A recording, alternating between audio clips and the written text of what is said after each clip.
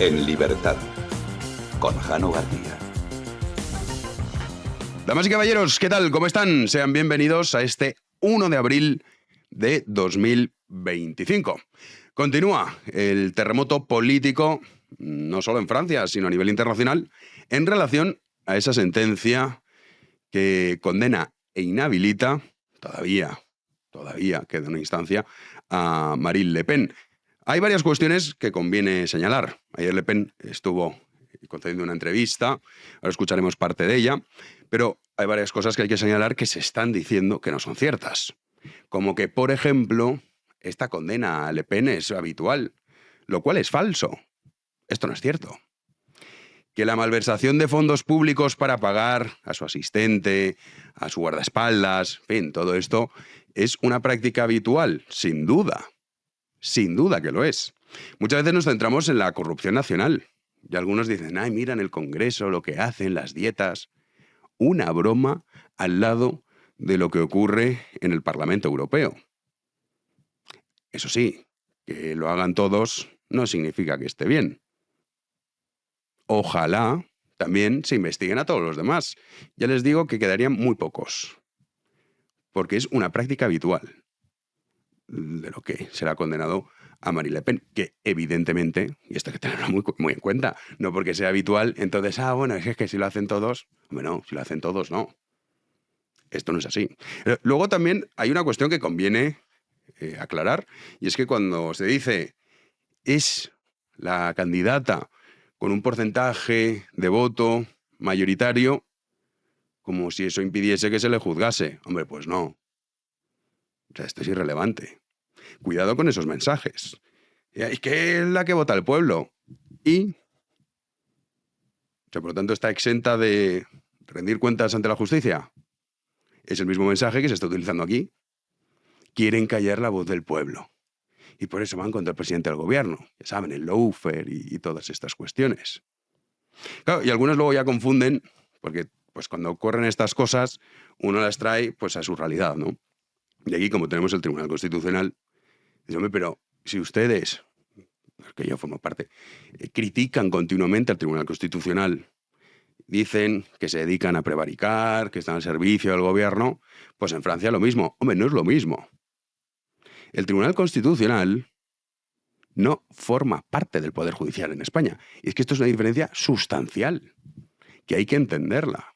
La crítica al Tribunal Constitucional es que es un tribunal político que está en manos del gobierno y que además lo que está realizando es que las sentencias que sí que se dan dentro del Poder Judicial, al final las redacta Pedro Sánchez en Moncloa. Hombre, ¿cómo va a ser esto lo mismo? Esto no es lo mismo.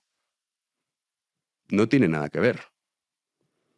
Luego una cuestión que sin duda es criticable y que además Le Pen, que bueno, ya saben ustedes que no es santo de mi devoción, en el sentido pues que es tremendamente intervencionista, una persona que ha votado a favor de que el aborto sea un derecho constitucional. Sí, bueno, la cuestión de las tesis en relación a la inmigración y a la multiculturalidad, pues sí, ¿cómo no va a estar uno de acuerdo? Dicen ultraderecha, ya saben que ahora el sentido común y la lógica se le denomina ultraderecha, pero es que es sentido común y lógica.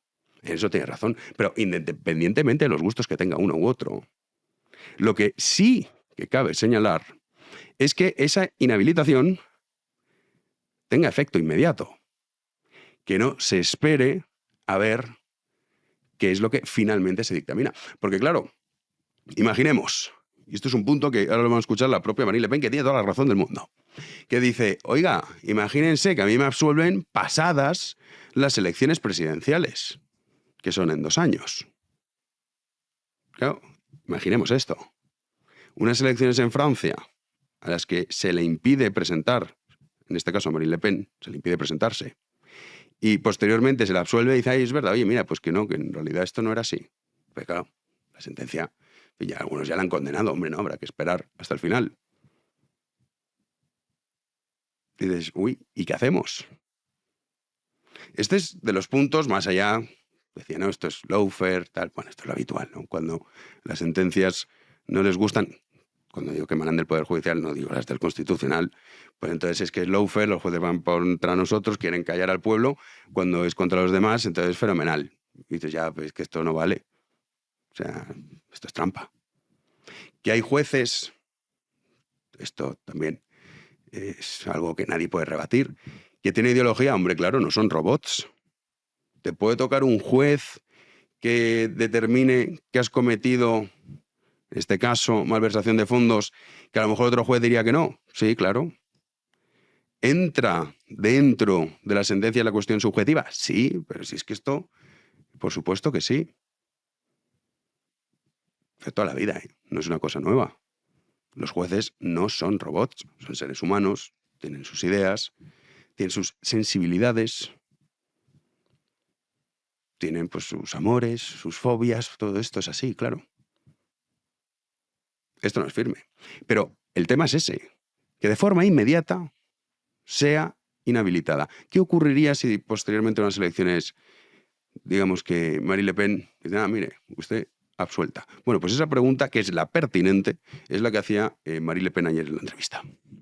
Imaginez, Monsieur Boulot, imaginez que je sois relaxé dans le cadre d'un arrêt de la Cour d'appel postérieurement à une élection présidentielle où je n'aurais pas pu me présenter. Quelle sera la légitimité de celui qui sera élu lors de cette élection? Voilà un vrai sujet. Pues claro, ¿qué legitimidad tendría ese presidente de la República Francesa? Ninguna. Ninguna. No, es que ha ganado las elecciones. Hombre, ya, claro, pero sí, has impedido que una persona inocente pueda presentarse.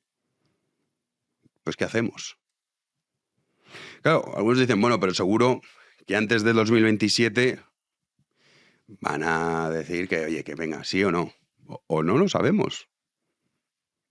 Esto no lo sabemos. Eso sí que es criticable. Que se le juzgue por malversación de fondos públicos, hombre, pues esto no. Lo que es criticable es que no se haga lo mismo con los demás.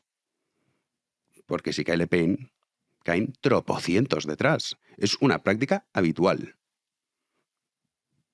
No, esto ya ha pasado. No, esto no. Esto no es así. Pero claro, luego la cuestión de que sometamos a sentencias, las sentencias judiciales, a referéndums, pues, hombre, ¿qué quieren que les diga? Menuda señal de barbarie. Y hablando de barbarie, tenemos a nuestro gobierno, que ahora le ha dado con la cuestión de la educación. Mira, qué bien, súper bien. Ahora están con el tema de las universidades privadas. Dicen, es que hay universidades privadas que son chiringuitos.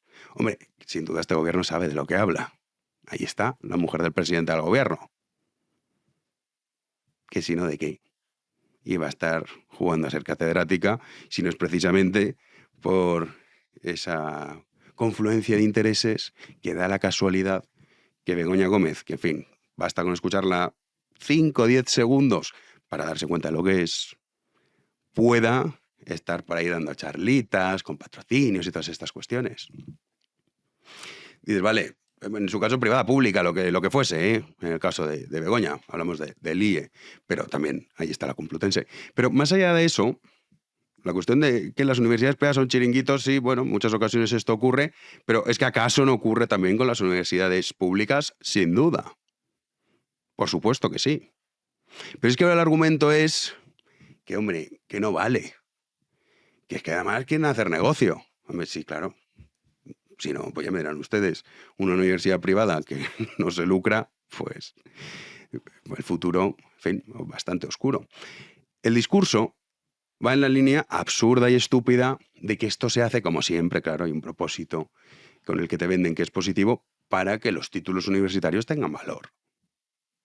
Y lejos de decir cómo es posible que ni una sola universidad española, ni una, esté entre las 100 mejores, en vez de señalar a estos que nos dicen, no, hombre, en realidad te estamos robando la mitad de lo que ganas, pero mira qué educación tan buena. No, una educación que es nefasta. Unos títulos universitarios, con excepciones, que están completamente devaluados y que no valen absolutamente para nada. Por mucho que unos vayan luciendo lo de, mira, tengo esto, pues muy bien, enhorabuena. ¿Usted vale para algo? Porque esta es la cuestión. Pero claro, ahí estamos en el país de la titulitis. Vamos a escuchar a Pilar Alegría. Esto va de universidades buenas contra universidades malas. Y cuando hablamos de universidades privadas malas, por cierto, que es un término que en Estados Unidos está muy acuñado, que se conoce como universidades de garaje, estamos hablando fundamentalmente de centros privados que lo único que tienen de universidad es el nombre, que suelen ser fondos de inversión que lo único que buscan es generar negocio. ¡Uy, qué terrible! Hombre, no deja de ser divertido que ponga a Estados Unidos como ejemplo a seguir. Pilar Alegría. Dice, ¿pero cuál es el miedo? Si lo que usted dice es verdad, que a ver, las cosas como son. Sí, hay universidades privadas que funcionan como chiringuitos. Sí, igual que hay universidades públicas que funcionan como chiringuitos, por supuesto. Pero si son tan nefastas, si son tan malas, ¿cuál es el miedo? Uno no tendría que estar preocupado. Es más, si las universidades públicas, que como digo, ni una sola está entre las 100 mejores, ni una sola universidad española, cero, dices, vale, ¿cuál es el problema? Incluso sería positivo para reforzar el valor de decir, mire, y la universidad pública es mucho mejor que la universidad privada. El título de la pública vale mucho más, porque ya sabemos lo que son las universidades privadas. ¿Cuál es el miedo? El miedo quizá es precisamente el contrario, que algunas universidades privadas sus títulos tengan más valor que los de las universidades públicas. Que muchos levanten la mano y digan, oiga, un momento, pero ¿no se supone que usted me está robando continuamente para mejorar ese derecho fundamental, que es la educación pública, para que así yo pueda tener un futuro brillante? Y oiga, yo estoy en la universidad pública, he cumplido, y fíjense, no encuentro nada. Porque su título, entre otras cosas, está completamente devaluado. Luego habría ya que hablar legislación laboral y otras cuestiones, sin duda. Quizás vas bien por eso. Hombre, pues si uno comprende cómo funciona la PSOE, la respuesta es evidente. Es todo aquello que no podemos controlar, hay que eliminarlo. Y ahora es el turno de las universidades privadas. Sí, cuando decimos que van con todo, pues van con todo. No se cortan. No se esconden. Estos, los que han utilizado universidades privadas para enchufar a Begoña Gómez y a compañía. Estos son los que dicen, ¡ay, qué chiringuitos! Hombre, saben de lo que hablan, sí, sin duda.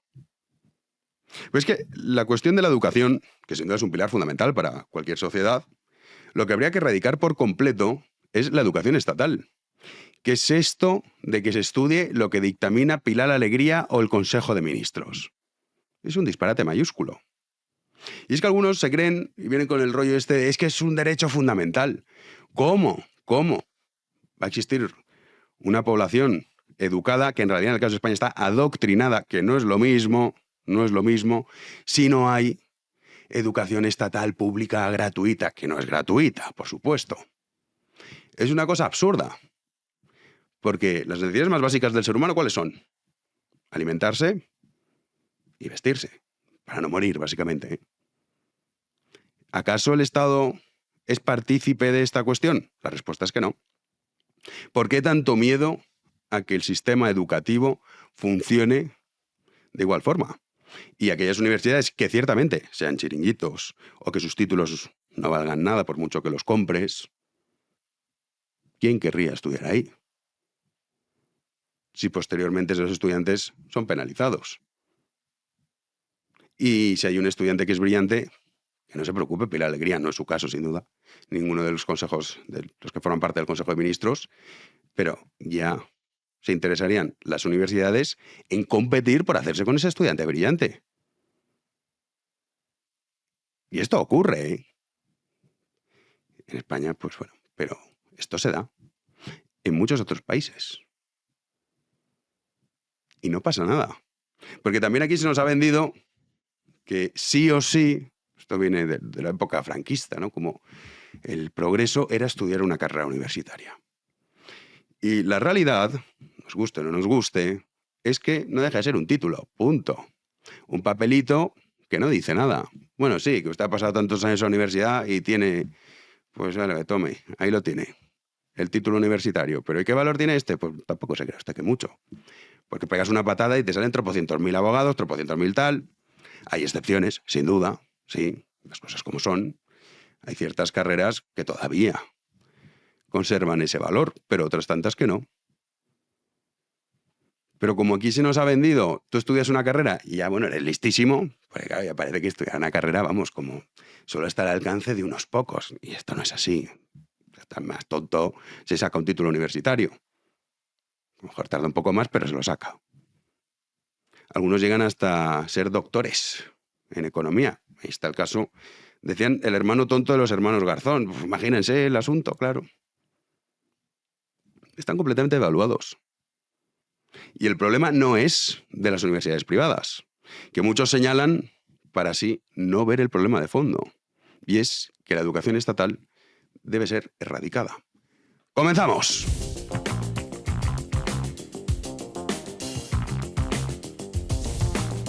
Recibimos ya a Juan Ander Rubert. ¿Qué tal, Juanan? ¿Qué tal, Jano? Muy buenas noches, aquí estamos.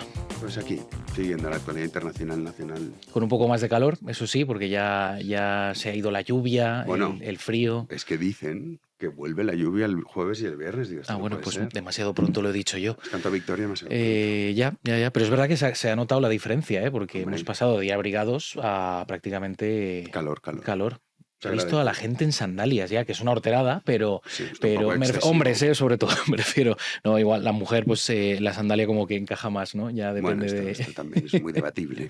Es debatible, pero para mi gusto un poco exagerado, la verdad. Sí. Pero es que ya estaban aireándose. Es que es verdad, cuando llega el calor, Jano, se airean siempre las cosas... El calor. Esto es así. O sea, el calor llama a la vulgaridad. Llama a la vulgaridad, sí. Iba a Igual decir dicen, a garrulez. Madrid le falta el mar. Bueno, soy de Valencia, igual que tú. Vulgariza mucho las ciudades.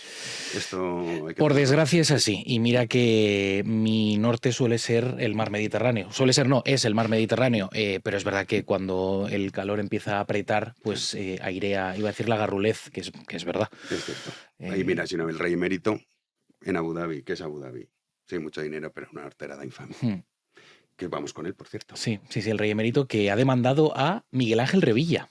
Bueno, Miguel Ángel Revilla, maravilloso. el expresidente de Cantabria, y bueno, se ha armado bastante polémica con este asunto porque le reclama a don Juan Carlos 50.000 euros, como decimos, a Revilla por derecho al honor que donará, en este caso, a Cáritas. El padre del actual monarca ha emprendido acciones legales contra el expresidente cántabro por sus, abro comillas, expresiones calumniosas e injuriosas. Esta decisión es una iniciativa personal de don Juan Carlos a través de sus abogados privados. La Casa del Rey no ha sido consultada al respecto, según ha informado el Palacio de la Zarzuela, y la demanda se ha conocido a través de una nota de prensa hecha pública por la abogada principal de Emérito, que en este caso es nuestra querida Guadalupe Sánchez Baena. El padre del rey le ha encomendado su representación y defensa en este caso, y vamos a ver unas de las declaraciones que hizo Revilla al respecto, por las cuales pues, han emprendido estas acciones legales. Vamos a escucharlo.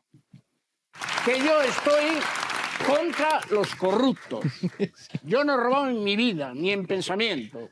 Y no soy un defraudador porque pago hasta el último céntimo. Y yo quiero que quien me ha representado y me representa dé ejemplo, pero al máximo nivel, incluso más que aquel defraudador de la calle, que no tiene una responsabilidad como tenía este señor, que en las Navidades nos hacía un llamamiento a ser todos iguales y a ser contribuyentes. Por eso estoy contra él. Ay, Revilla. Por partes, claro. Vamos a empezar por partes. Primero, que alguien demuestre que el rey ha robado. Eso para empezar. Esto estaría bien, como premisa. Pero este ser que es repugnante, que es desde el movimiento cuando estaba Franco, y luego se reconvierte, que es una cosa espectacular, Como muchos. en un partido regionalista. Hay que tenerlos Sí, cuadrados, sí. conchavado con el PSOE. Ujú. Bueno, con la PSOE, disculpen, la errata. Hay que cambiar el artículo. Sí, ciertamente.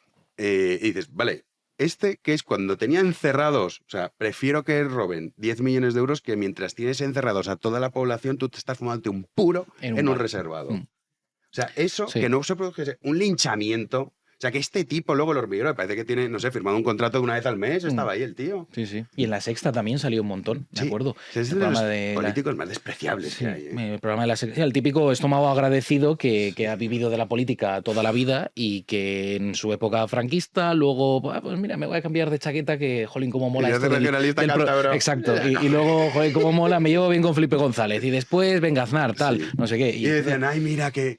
Es que claro, la democracia es que es espantosa. Decían, mira, va en taxi a Moncloa, es uno de los nuestros, usted es imbécil. O sea, es que mire, da igual. De remate. No vamos a debatir, es que usted es retrasado mental. Entonces, a partir de ahí, ya no hay más que hablar. Ojalá lo empuren, pero de verdad. De verdad. O sea, sí. de verdad. ¿Tú te acuerdas cuando le cantó a un señor que estaba enfermo en el hospital? Que yo digo, mira, si el pobre señor no se muere, pobrecito mío, con todos los respetos de la enfermedad que tiene, se va a morir del canto ese, disgusto. que no sé, del Sí. disgusto de este señor. No, en fin, infame. Personaje infame. Vamos con esta noticia triste, que fue lo que contamos ayer respecto a la mina. Sí, muy preocupante porque se están investigando ahora mismo las causas de ese accidente que ha ocurrido en una mina de Asturias, concretamente la mina de Cerredo, que ha sido clausurada tras esa explosión que ha causado 5 muertes. La investigación se centra en si la empresa que la explotaba estaba realizando trabajos sin autorización. El permiso vigente vencía el próximo 11 de abril de 2025. En el momento del accidente se estaba trabajando en el piso tercero de esa mina, donde ocurrió la deflagración. Según la delegada del Gobierno en Asturias, Adriana Alastra, la compañía tenía solo permiso para retirar chatarra y restos de antiguas explotaciones, pero no para extraer carbón. La escuchamos. La mina tenía diferentes permisos, ninguno de ellos de explotación de carbón. Tenían un permiso para una investigación y tenían permiso, en este caso, en ese piso de la mina, en el piso tercero de la mina, para la recogida de material. Esto es chatarra, los cuadros y demás que hubieran quedado en la época de la explotación de carbón, pero no tenían permiso para la extracción de carbón en ninguno de los pisos de la mina. La mina... Bueno, se han decretado además 2 días de luto, que lo dijimos ayer, Jano, y la Guardia Civil y un equipo además experto en este tipo de explosiones ya se ha hecho cargo de las pesquisas. Veremos en qué queda todo esto. Pues sí, lo contaremos, aunque eso desgraciadamente no va a devolver ninguno de esos trabajos que han fallecido. DNI digital. Sí. Ahora dicen que ya lo podemos tener en el móvil. Ya nuestra vida está completamente digitalizada, Jano. Sí. Vamos a pasos ya gigantados y, según lo ha vendido el Gobierno, a la vanguardia también en el mundo. Por supuesto. Claro, no podía faltar. esperaba menos. Es que además qué bonito queda decir, no, vamos a la vanguardia, ¿no? de todo, ¿no? Pues bueno, ya están en la primera fase todavía, se ha aprobado hoy en Consejo de Ministros, pero ya en las próximas semanas ustedes van a poder tener su DNI a través del teléfono móvil. Aquí podrán enseñar su documento nacional de identidad en formato digital a través de la aplicación móvil Mi DNI. Los ciudadanos podrán identificarse sin necesidad de portar el documento físico. Esto va a permitir realizar gestiones como recoger paquetes en correos, abrir cuentas bancarias o, Jano, ejercer el derecho al voto. Sin embargo, en esta primera fase, el DNI digital no va a ser válido para viajar al extranjero ni para trámites telemáticos. A partir de 2026, entidades públicas y privadas estarán obligadas a aceptar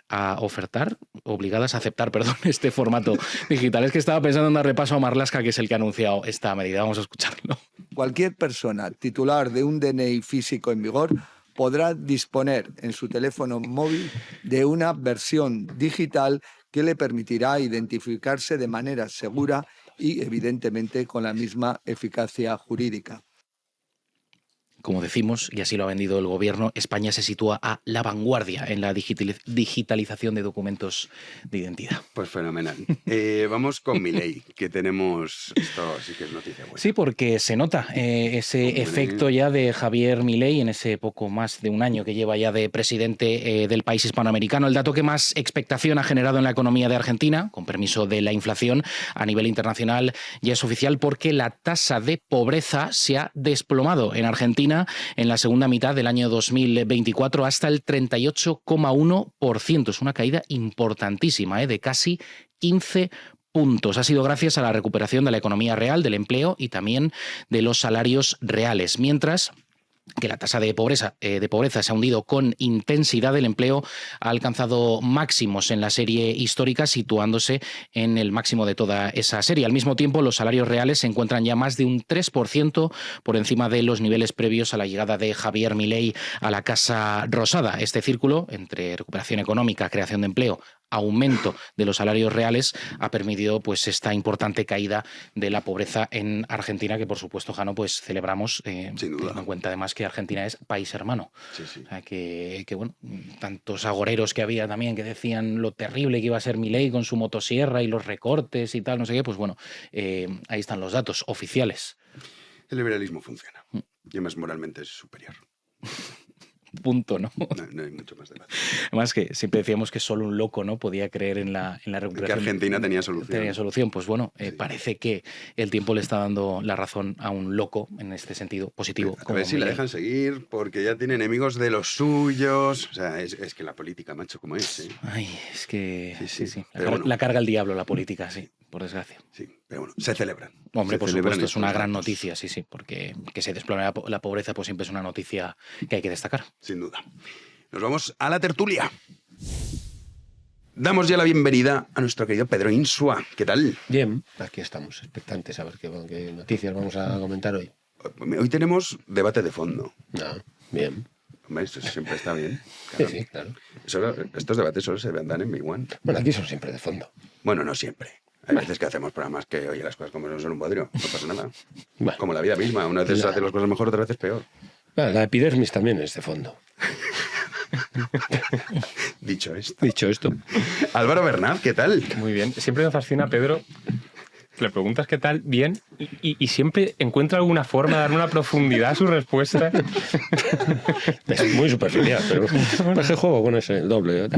Yo estoy sencillamente bien. Y si estuviese mal, tampoco lo diría. Sí, eso es de un mal gusto tremendo. Exactamente. O sea, tú no, ¿qué tal? Mal. Y no, No, tío. no. Delegas una responsabilidad Claro. en quien no le interese. Efectivamente. Que, por cierto, he de decir, yo anuncié que habías entrevistado a Jesús Maestro y que salía el domingo la entrevista. Es este domingo, claro, no el anterior. Este domingo. Así creamos expectativas frustradas que ahora se refuerzan y... Esto es. Pero no fue queriendo. Don Julio Llorente. ¿Qué tal? Muy buenas. Yo, vamos, para apostillar lo que decía Pedro, la apariencia en verdad es aparición. Claro. A mí me encantas. Es una epifanía. Toda la realidad es Me epifanía. encanta. Ser es el percibido, que decía, a ver qué leí. O sea, la superficie es el ser. Esto es. O el amor también es muy importante en la vida. Es que, qué dicha. Me ha entregado Julio Llorente su invitación Una invitación a la boda. original, vamos. Sin duda. Agradecidos las ha y hecho- jubilosos. las Algo ha que hecho- empieza así no Claro. puede ser malo. Las ha hecho María, mi prometida, en su casa, vamos, de un trabajo ímprobo. ¿Ah, Un sí? trabajo ímprobo, sí. ¿Qué dices? Sí. ¿Esto es cierto? Sí. Anda. Completamente cierto y mucho estertoniano. Por decir algo. No, una maravilla, sí. Pues aquí, así es. aquí. El 7 de junio habrá 2 martes que, con todo el dolor de mi corazón, me ausente de Claro, estarás Digo en media. Estaré de luna de miel. Sí, nos vamos a Botswana, Madrid Fieras. Coño, yo he estado. Ah, sí, ¿qué tal? Pues tenéis un parque estupendo que está lleno de elefantes. Yo no he visto tanto elefante junto en mi vida. ¿Cuál es? Y, no recuerdo el nombre. ¿El de Kobe o...? Sí, justo este. Pues eso no, vamos. Chove. Chove. Chove, sí. Ah, Chávez, mira, llueve en gallego. Ah, pues mira, Chove. Una asociación que no tiene que ver, pero bueno. Ah, vale. Chover, no sé si chove mucho. Pero Chove, Botswana, o sea, el parque Chove lo ves en un Nada, día, pero ¿eh? es que luego vamos a las Cataratas Victoria y por último a A Mauricio. Zimbabue. A Zimbabue, sí. Y Extraordinario. por las último a Cataratas Mauricio, Victoria. sí, para descansar. ¿Y por qué no? Bueno, las Islas Reunión están cerca de Islas Mauricio. Sí, el problema es que en las Islas Reunión hay mucho tiburón. Bueno, según consideramos esa posibilidad, ¿eh? Es que las Islas Reunión... Bueno, Al Mauricio final también mola, antepusimos la comodidad, el confort que diría que a la aventura. Vuestra vida. Para ser Sí. va, si O los sea, tiburones- habéis antepuesto la vida a las vacaciones. Es claro. muy poco. No, es probable. más turístico Mauricio. Sí. Nos atraía la... Y la Reunión, que pertenecen a Francia. Sí, eso es. Mauricio se lo pusieron los holandeses en el nombre original español para que viesen los españoles que ya habían avanzado al Índico y dejar una señal ahí, ¿No? las Islas Mauricio. Lo pusieron en español, en el original. Anda. Sí. Y mira, fíjate, de una invitación de boda. Mira, Las lo cosas sí, que hemos sí. aprendido. Sí, ¿eh? sí. Perdón Pues por sí. el... No, el parque Chove está extraordinario. Hombre, Zimbabue también molón. Sí, no, vamos, Sí, sí. es extraordinario. Mauricio, muy bien. Oye, pues muy bien. Ya, Pues me nada. estuve vacunando el otro día Cierto. Y luego tienes que elegir si te tomas las pastillas o no para... para la fiebre esta tifoidea. No, la malaria. Ah, eso también. Sí. Eso también. Esto No lo sé. puedes escoger. No sé qué voy a hacer. Yo me las tomé, ¿eh? ¿Te las tomaste? Sí. Dije, bueno, dicen, sientan mal. Dije, bueno, pues Tú a ver, dices, a ver dicen- si es verdad. Y no fue verdad. No Peor sentaron será la mal. fiebre. Te sentaron bien. Dicen Sí. que si la comes mientras, o sea, si la ingieres mientras comes, Bueno, no tiene por qué sentar. hay muchas teorías, seguramente todas ellas falsas, pero Efectivamente. esta es así. Entramos en materia, ¿os parece? Muy bien. Tras este breve repaso histórico-geográfico. Mauricio de Nassau, por supuesto, era el nombre. No, que se me quedó ahí, por si acaso. Apuntillado. Vamos, si os parece, con... o sea, ¿qué queréis? Porque podemos empezar. Que yo empezaría con esto. El rey ha denunciado a Revilla. Está un poco todo ligado con lo que estamos viviendo. Tema de la presunción de inocencia. Vamos, Botswana, el rey, va Hombre, por supuesto. engrana perfectamente. Hombre, con razón iba a cazar ahí. Claro. Claro. La cantidad de elefantes que hay. Es impresionante. Una cosa loca. Yo no voy a cazar, es decir. No, voy yo a solo mí es que la caza me contemplarlos. aburre. O sea, no... A mí no me gusta. Sí, pero bueno, pues vea, vamos a empezar con el rey. Que además, nuestra querida Lupe es la que está representando al rey contra Revilla. Vale, hombre. Algo contra Revilla, pues no puede estar. ¿Cómo va a estar? Pues a favor de Guadalupe, más allá de que sea nuestra queridísima amiga. Entonces, si os parece, vamos a repasar, Juanín, el corte de Revilla acusando al rey de ladrón y de corrupto. Y por lo que una de las tantas por las que quiere, en fin, pedirle explicaciones. Sí, le reclama a don Juan Carlos 50.000 euros al expresidente cántabro por derecho al honor que donará, según especifica el comunicado, a Cáritas. El padre del actual monarca ha emprendido acciones legales contra Revilla por sus expresiones calumniosas e injuriosas, como esta que vamos a ver a continuación. Que yo estoy contra los corruptos. Yo no he robado en mi vida, ni en pensamiento. Y no soy un defraudador porque pago hasta el último céntimo. Y yo quiero que quien me ha representado y me representa dé ejemplo, pero al máximo nivel, incluso más que aquel defraudador de la calle que no tiene una responsabilidad como tenía este señor, que en las Navidades nos hacía un llamamiento a ser todos iguales y a ser contribuyentes. Por eso estoy contra él. Bueno, pues estas las declaraciones de Revilla. Alvarito, es que vamos a decir la verdad, porque no sabemos mentir. Me ha impuesto, esto es así, que hoy se hable de presunción de inocencia. Es un tema que maneja mucho y muy bien. Yo quería hablar de presunción de inocencia también por quién está hoy aquí. Yo acostumbro a hablar de este tema con gente de mi profesión, ¿no? Es verdad. Caemos un poco en el leguleyismo y tal y cual. El otro día leí una publicación donde, a raíz de lo de María Jesús Montero, a lo largo de toda la publicación se reivindicaba la presunción de inocencia como algo valioso porque estaba en la Constitución y en este tratado y en este convenio y no sé dónde. O sea, es un poco la tónica a la que yo estoy... Sí, porque está en un texto, como si no estuviese dentro de una materia. Y dices, "Hombre". Exactamente. O sea, mi visión del mundo cambia al dictado de lo que se escriba o deje de escribir en un papel. O sea, que esto ya lo hemos hablado en alguna ocasión. Pero bueno, en relación con esto, ¿hablo de la presunción de inocencia? No sé, haz lo que quieras. No, mira, voy a aprovechar para meter... Esto se me acaba de ocurrir ahora, pero es una cosa que yo vengo rumiando desde hace tiempo. Que es lo que sucede cuando hoy en día se vulnera el honor de alguien. Esto es una cosa que cuando lo digo también en un círculo de abogados, jueces, fiscales, me tachan de bárbaro, quizás con cierta razón, pero me parece que se ha involucionado en cierta forma cuando hoy en día el honor no lo restablece uno cuando se lo vulneran, sino que lo tiene que restablecer un tercero. O sea, eso ya me parece a mí un signo de una degradación moral bastante apreciable.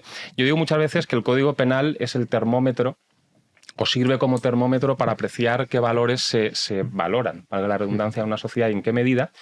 Y el honor es un buen ejemplo en este sentido. O sea, hace 2 siglos una afrenta al honor de alguien te podía llevar a un duelo y ahí podía pasar cualquier cosa.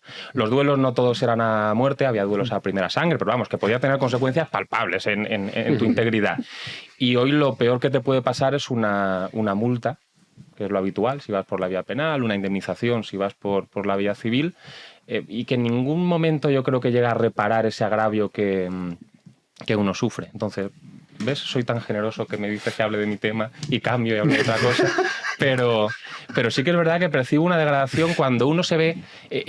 mira, el otro día estaba viendo una película Y escuché una definición del honor que me encantó, que le preguntaban a un soldado valeroso y tal, que qué era el honor, un niño, y decía que el honor es una cosa que nadie te da y nadie te quita. Es un regalo que se hace el hombre a sí mismo.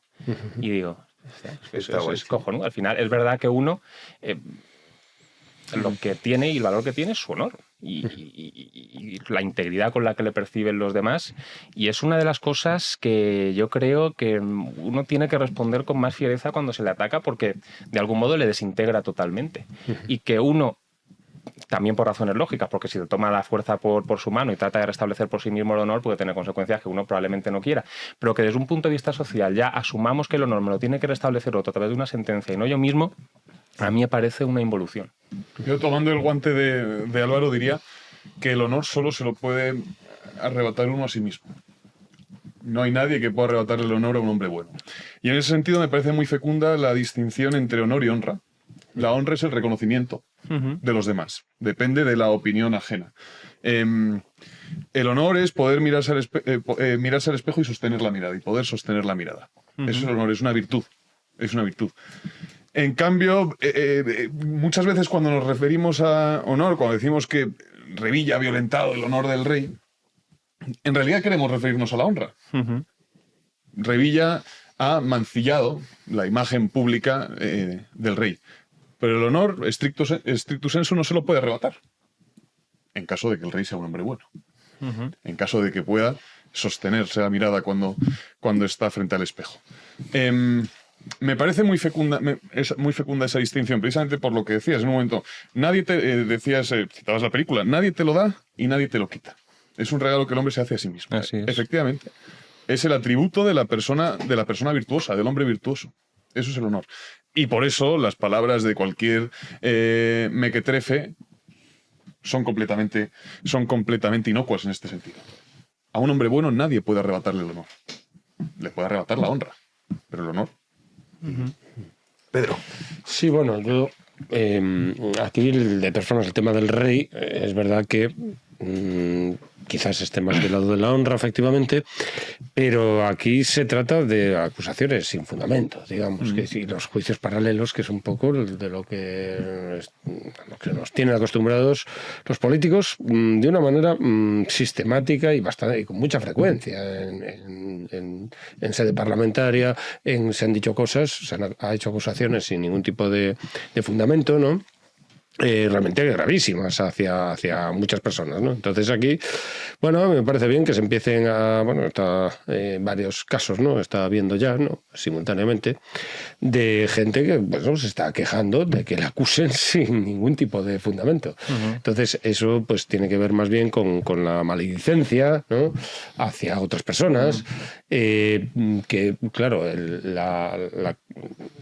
es verdad que la honra, digamos, en cuanto que sea lo que llamamos los griegos la doxa, ¿no? La opinión, la fama, que se tradujo después al latín, ¿no? La fama, la buena fama, pues depende de los demás, evidentemente. Sin embargo, pues la dignidad y el honor, ¿no? Pues que tiene que ver con la honradez y tal, pues depende de uno mismo, ¿no? Pero efectivamente, hoy en día la fama, la doxa, tiene unos mecanismos de propaganda tan enormes, ¿no? Que eso, frente al siglo XIX, por ejemplo, ¿no? Que eran círculos más bien pequeños, más restringidos y demás, ¿no? En que pues la justa y los duelos y tal podían más o menos llegar hasta donde llegaban, desde el punto de vista Montpensier, era un nombre francés, Montpensier, ¿no? Que ahí que estaba penado, el duelo, de todas formas. El duelo no estaba permitido. Porque el Estado no puede permitir que la violencia no sea el quien la monopoliza. O sea, esa es la razón última por la que el Estado prohibió los duelos. Lo cual está bastante bien. Y además, las justas ya se habían prohibido en el siglo XVI, las justas y demás, las justas caballerescas y todo esto ya estaba prohibido, ¿no? Entonces, hay un libro de Juan Ginés de Sepúlveda, que se llama El Demócrates Primus, ¿no? Hablando, que trata de determinar si el cristiano y la milicia son compatibles, cristianismo y milicia. Es decir, si el cristiano puede enarbolar un arma para hacer justicia. Y dice que sí. En el caso de Juan, tienes frente a Erasmo de Rotterdam, que decía que no, que era incompatible la milicia. El único arma es el Inquiridion, que era un libro, que es el único enemigo para el cristiano son las virtudes, sino ni el turco, ni nada. Bueno, Juana de Arco no empuñaba orquídeas, ¿eh? No, claro. Y bueno, y los cruzados, pues tampoco. Entonces, Juan de pero bueno, digamos, en el occidente cristiano este debate viene un poco, bueno, y todas las órdenes militares, los de la Orden de Santiago, de todos. Entonces, este debate viene un poco embarazado con ese tema, el cristianismo y la milicia, ¿no? Pero bueno, el hecho es que hoy en día los mecanismos que existen para linchamiento social son tan enormes que realmente es difícil, digamos, que si la honra, como dices tú, no, esa distinción me parece acertada, si la honra se viene abajo, después restaurarla es complicado. Hombre, tenemos muchos ejemplos de personas así, y luego posteriormente así, ¿no? Entonces, Camps es un ejemplo, quizá más claro, ¿no? Sí, Una persona, más de 10 años o cuánto estuvo de procesos judiciales, más de 100 jueces. O sea, y es una cosa espectacular. No quiero decir que la honra no sea relevante, ¿eh? No querría decir eso y que tampoco querría minusvalorar y infravalorar la fama. El buen nombre es relevante. De hecho, el hombre, como ser social, vive inclinado a los demás. Y la opinión que los demás tengan de uno es relevante. Pero bueno, por dinamitar el programa, como de costumbre, Hazlo. diría que mi principal objeción contra los duelos no es que el Estado deba monopolizar la violencia, sino que se basa en una doble ficción. La primera, la comentaba antes, que alguien te puede arrebatar el honor y que tú lo puedes restituir a base de mandobles o de disparos. Ya, claro que eso también... Sí. Es la doble ficción. Claro, el duelo se basa en ella. Que uno, sometiendo a su enemigo, venciéndolo, hiriéndole primero o matándole, puede restituir su honor, ¿no? En todo caso, poder restituir su honra y un concepto degradadísimo de la honra. Pero el honor solo lo puede restituir viviendo virtuosamente. Y de hecho nadie, por muy ofensiva que sea su afrenta, nadie se lo puede arrebatar. Pero nadie es lo puede que, despojar de él. Que sí que hay una cuestión, y es que con el caso del rey emérito, o sea, la percepción... Dices, oiga, pero esto me cuando ha sido condenado por corrupción o cuando se ha demostrado, dicen, bueno, es que era comisionista para las obras y demás. Que eso sería otro debate también, de es que si no lo haces tú, lo va a hacer otro. Pero bueno, más allá de eso, dices, es que hay casos de empresarios alemanes que en países africanos, ya que tú vas a Botswana y toda esa zona, o sobornas al gobernante de turno, o la obra se la dan al chino, o se la dan al francés, o al estadounidense que ha sobornado a este tío. O sea, es como funciona. Pero bueno, esto sería otra cuestión. Pero es verdad que el linchamiento social ya queda. Claro. O sea, dices, restaurar Camps o cualquier otro, o el propio rey Juan Carlos. O sea, para la inmensa mayoría de la población, el rey Juan Carlos es un tipo que roba. Sí, sí. Y dices, ¿pero el qué? Se va a quedar con el San Benito para siempre. Claro, pero, o sea, unas declaraciones que además lo vemos en muchos casos, ¿no? Cuando tú acusas a alguien de ladrón, dices, o cuando yo qué sé, le paga no sé quién.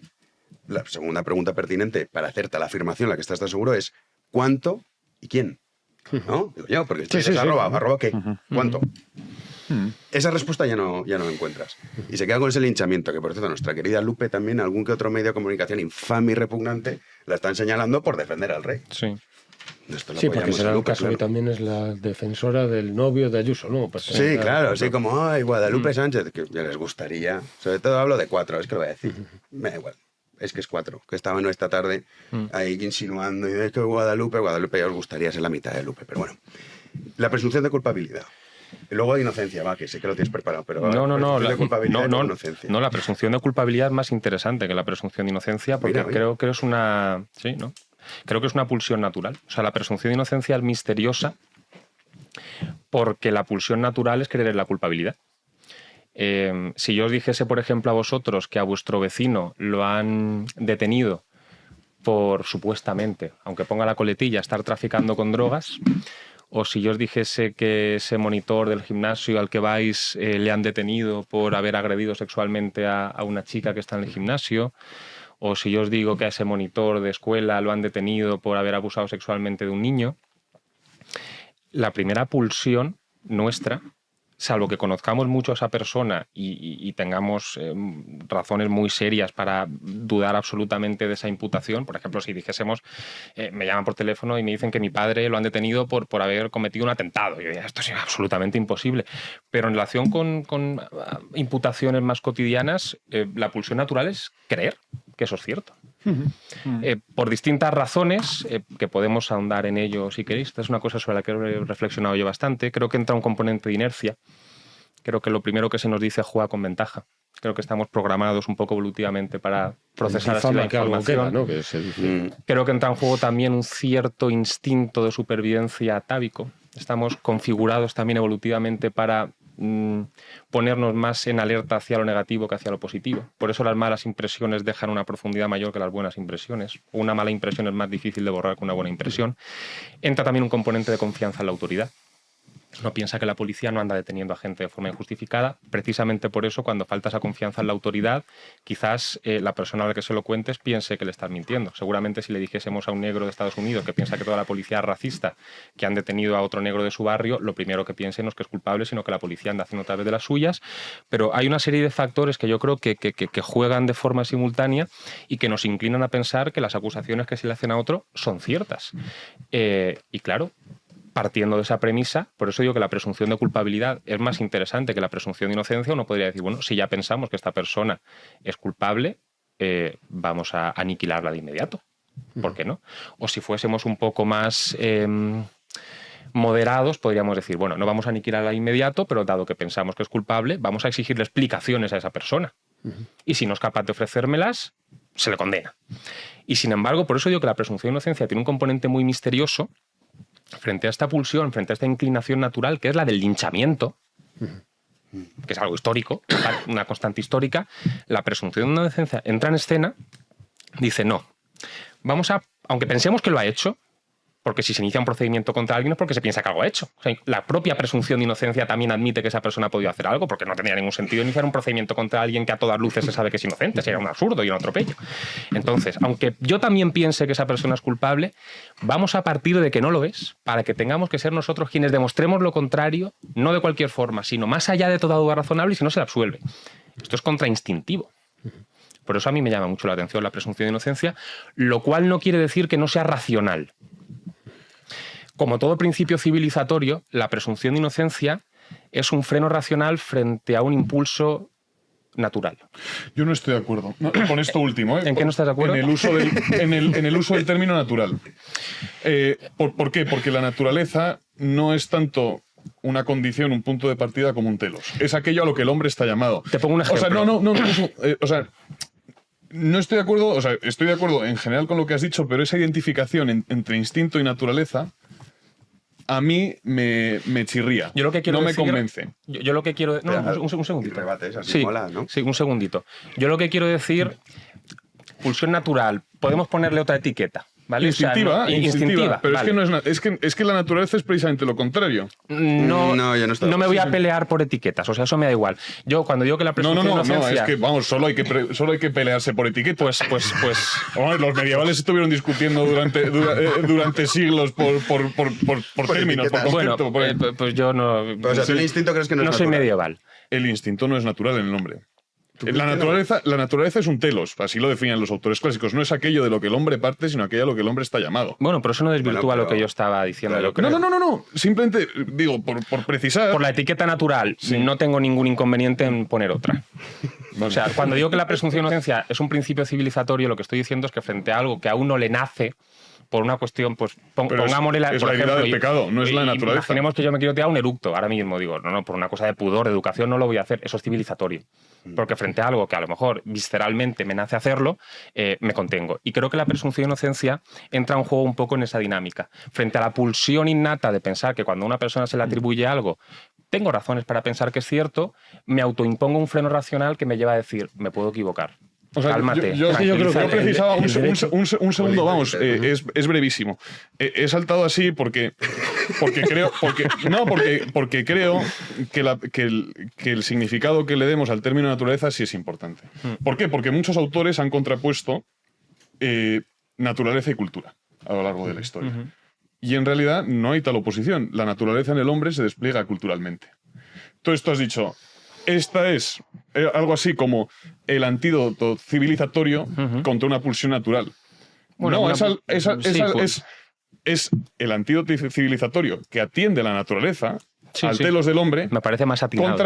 contra una inclinación viciosa.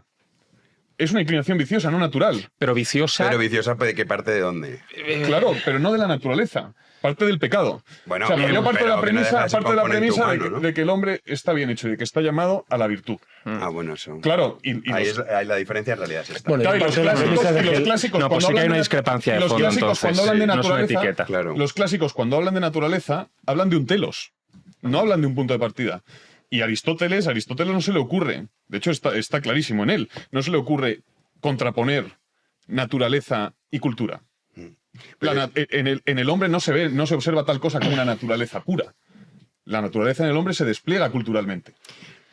Por eso, Pero que el hombre esté hecho, yo parto de la premisa de que no está hecho. Ya lo sé. Hombre, no está hecho, no hay un artífice que lo haya Tercera hecho. vía. No, tercera vía. No hay un artífice que lo haya hecho. Entonces, el derecho, por supuesto, que tiene sus fuentes naturales, pero el derecho es un artificio social, por supuesto. No existe semejante, ni siquiera, porque hay otros mecanismos antropológicos o atributos antropológicos que tienen cierta analogía en el mundo animal. El derecho es que no hay por dónde cogerlo en el mundo. O sea, no existe. En la naturaleza en el hay mundo. hechos, así está como yo lo veo. Sí, bueno, Y yo eso, que sé que Julio también va a saltar sí, con esto. Bueno, Es que salto por la identificación entre lo biológico y lo natural. A mí me escama, porque creo que en el hombre es irreductible a lo biológico. Y que la naturaleza... claro, pero lo biológico nunca deja de estar presente. Entonces, ¿cómo jamás. explicas? Jamás deja de Si no estar salgo, te lo pregunto, ¿eh? Perdón, ¿Cómo que estaba- explicas? Bueno. No, sí. ¿Cómo explicas, prescindiendo de la idea de naturaleza? Bueno, primero, ¿estás de acuerdo con que existe una pulsión Sí, a cuando se nos eso es cuenta eso algo? Eso es innegable. Por eso he empezado diciendo, estoy de acuerdo con Álvaro. Bueno, lo Vale. que pasa es que yo tampoco estoy muy de acuerdo con eso. Es decir, Ahora retomo. ahí depende de la credibilidad que tenga. Hay una escena muy bonita, por otro lado, en Julio César, de Shakespeare, y en la interpretación de la película de Mankiewicz, ¿no? Uno se fija, porque además es una expresión que viene muy al caso, ¿no? Casio y Brutus son hombres honrados, ¿no? Ahora el honorable man, que está tal, diciendo todo el rato, ¿no? Después de asesinar a César, ¿no? Ahí tienes como la fama, la doxa, la opinión sobre el pueblo es voluble completamente, es voluble. En esa escena salen Casio y Bruto a la escena, nunca mejor dicho, y tienen al pueblo, a la multitud, la tienen enfrente, ¿no? Dispuesta a juzgar semejante un asesinato, ¿no? Las 23 puñaladas que le acaban de dar a César, ¿no? Y hablan Casio y Bruto y el pueblo se pliega a la opinión de Casio y de Bruto y, digamos, son favorables, el pueblo es favorable a lo que acaban de realizar, ¿no? Sale Marco Antonio con César en los brazos, ¿no?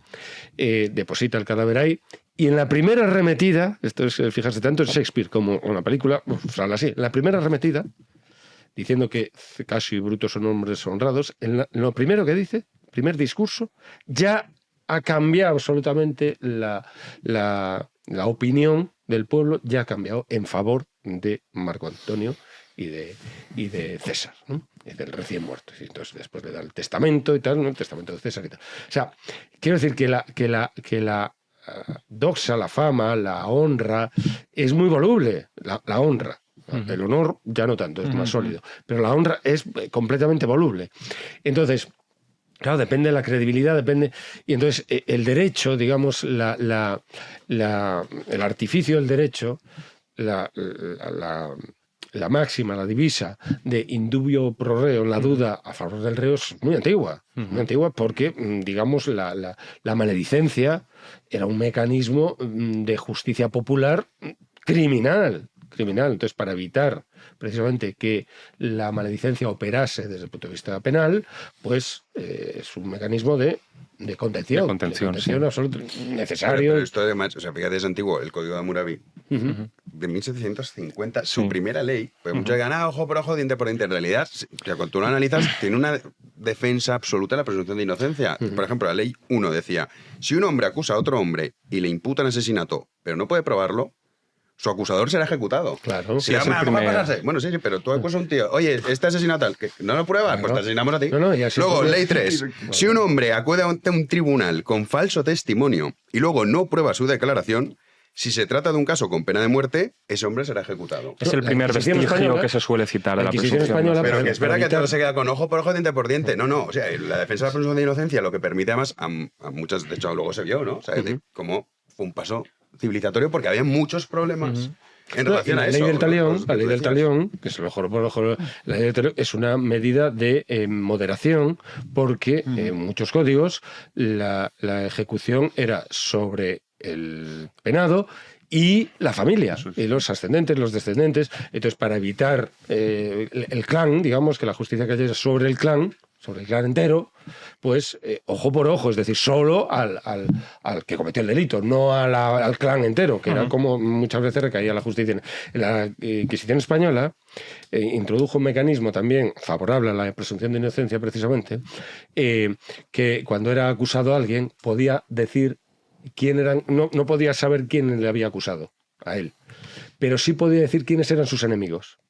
Y entonces, si coincidían, se desacreditaba el testimonio de aquel que decía que era su enemigo. Entonces, eran mecanismos de defensa para evitar la maledicencia. Porque la Inquisición fue un tribunal que se creó precisamente para evitar la justicia popular contra ahí la maledicencia era del orden del día, contra el converso, contra el converso falso converso, contra el falso converso, ¿no? La Inquisición se crea para no perseguir judíos, sino perseguir cristianos que se habían convertido de manera falsa. Entonces, claro, las maledicencias con el vecino, se aprovechaba eso, pues este no come jamón, tal, recaía, y había matanzas de conversos que se produjeron en Córdoba, por ejemplo. El gran capitán, una de sus primeras acciones heroicas fue defender a los conversos de la justicia popular. Entonces, todos estos mecanismos son esenciales dentro del propio derecho. Es decir, para evitar la maledicencia, porque la maledicencia es un mecanismo de justicia, de no justicia popular, sino de venganza, de vendetas, que la justicia tiene que neutralizar, que el derecho tiene que neutralizar como sea, porque es lo peor que puede sucederle a un sistema penal. Sí. Voy a comentar un par de cosas. Hay una que creo que os va a interesar porque precisamente está relacionada con la honra, con la fama de la que estábamos hablando y su incidencia en la forma de conducirse un proceso judicial. En Roma, en el proceso romano, en un primer momento muy primitivo, el mero hecho de que alguien acusase a otro, digamos que ya le estigmatizaba de algún modo y le obligaba a justificarse y demostrar su inocencia para limpiarse de esa mancha. Es un primer momento muy rudimentario y en un segundo momento, luego ya en un tercer momento se aplica la presunción de inocencia, pero en un segundo momento intermedio, cuando las ciudades todavía no eran muy grandes, y se podía saber cuál era la catadura moral de la persona a la que se le estaba atribuyendo un delito, en función de la buena o mala fama que tuviese esa persona, se partía de su inocencia o de su culpabilidad. Esto es un tema muy interesante. Eso por un lado. Y luego, por terminar de cerrar el círculo de lo que decía antes, porque el otro día comentaba algo así por Twitter y creo que se malinterpretaba lo que estaba diciendo. El hecho de que yo defina, que lo he apuntado al final de lo que decía antes, la presunción de inocencia como algo contrainstintivo, porque de algún modo es una contención frente a un impulso visceral o como queramos llamarlo, si quieres luego lo debatimos, no quiere decir que no sea muy racional. Y creo que es una constante el que cuando uno nace en una época en la que ciertos principios o ciertos valores ya se han conquistado y él no ha vivido la situación previa a la instauración de esas garantías, no comprende el valor que tiene algo. Das por hecho eso. ¿Por qué? Porque sí. Y si uno no entiende cuál es la razón de ser de algo, creo que es más sencillo que renuncie a ello. Basta con que le digan 3 o 4 cosas que más o menos le cuadre y que diga, bueno, vale, pues quitamos esto que al final es un obstáculo, como todo principio civilizatorio. Dado que todo principio civilizatorio le impide hacer a uno lo que le nace, es un obstáculo que a lo mejor uno si no entiende muy bien pues lo quiere quitar del medio. Chesterton hablaba de la puerta en el campo. O sea, una persona que va por el campo y una puerta, un mal reformador, un reformador moderno creo que decía, le metería una patada para tirarla porque diría, esto es algo totalmente inútil. Y Chesterton decía, no, si alguien puso aquí una puerta será por algo. Primero vamos a entender por qué está aquí y luego ya decidimos si sigue cumpliendo la función que cumplía antaño y la mantenemos o si no y la quitamos. Vale. Sintéticamente yo diría que la importancia de la presunción de inocencia es la siguiente, Y creo que aquí normalmente se incurre en una falsa dicotomía. Esto pasa mucho, que en función de la perspectiva filosófica de alguien, si pone más el foco en el individuo o en la sociedad, se defienden unos valores u otros. Y esto se ha transportado de algún modo a la presunción de inocencia y se ve como quien da más peso al individuo se muestra favorable a la presunción de inocencia, quien da más peso a la sociedad, había fascistas que decían indubio pro societate, ¿vale? Se posiciona en contra, y creo que esto es una falsa dicotomía porque la presunción de inocencia protege tanto al individuo como a la sociedad, y la presunción de culpabilidad desprotege tanto al individuo como a la sociedad. Entonces, esto creo que es importante entenderlo. La presunción de inocencia protege al individuo por razones obvias. Si se partiese de mi culpabilidad, bastaría con que yo no pudiese demostrar que soy inocente, lo que no siempre es sencillo, para que se me condenase.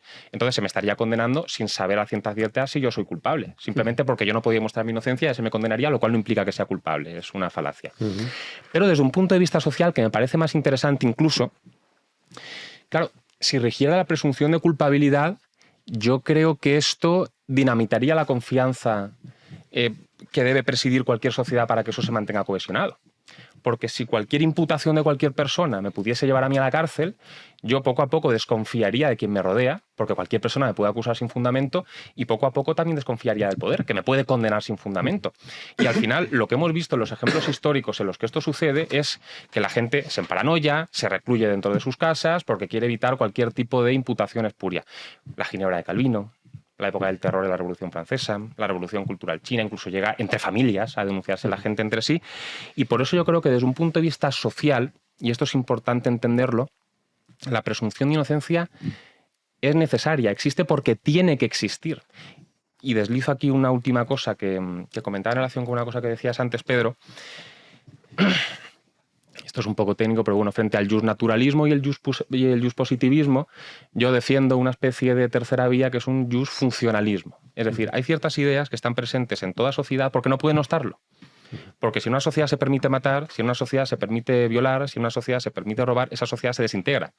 Y creo que la presunción de inocencia forma parte de esta categoría de principios. Es decir, una sociedad que no la reconozca es una sociedad donde no solamente está desprotegido el individuo, sino que las propias relaciones sociales se vuelven imposibles por la desconfianza que se ha instaurado. El mecanismo de la sospecha absoluta y total. Es la filosofía de la sospecha que llamamos nosotros, pues es el derecho de la sospecha. Pero, y yo muy brevemente, esta oposición entre naturaleza y cultura yo creo que es falsa, precisamente porque la cultura no deja de ser funcional desde el punto de vista de la naturaleza, si estamos hablando de la naturaleza zoológica y la cultura antropológica. Es decir, tanto que, claro, se tiene una visión de la cultura como algo así como una prótesis y tal, ¿no? Es decir, el individuo humano pues no tenía fauces, no tenía garras, no tenía tal, entonces la cultura es una especie de prótesis que ayuda, bueno, pues sea prótesis o no prótesis, porque tampoco es una prótesis, naturalmente no nos crecen las hachas de sílex como nos crecen las uñas, pero el caso es que ese homo faber, digamos, ¿no?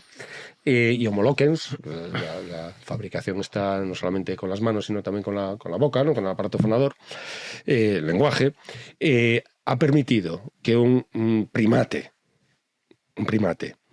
un hominoideo, en relación al resto de primates que son más semejantes a sí mismos, al Homo sapiens, que son los orangutanes, los chimpancés y los bonobos y los gorilas. Estos 4 primates están prácticamente extinguidos y, sin embargo, desde el punto de vista biológico, por esa funcionalidad que tiene la cultura, vamos a hablar, este otro primate, que se convirtió en una especie de lobo en el contexto de las sabanas, el que va a las sabanas, el primate que tiene unos mecanismos, una arquitectura que fue producida en la selva, en el corazón de la selva, pero se tuvo que adaptar a la sabana.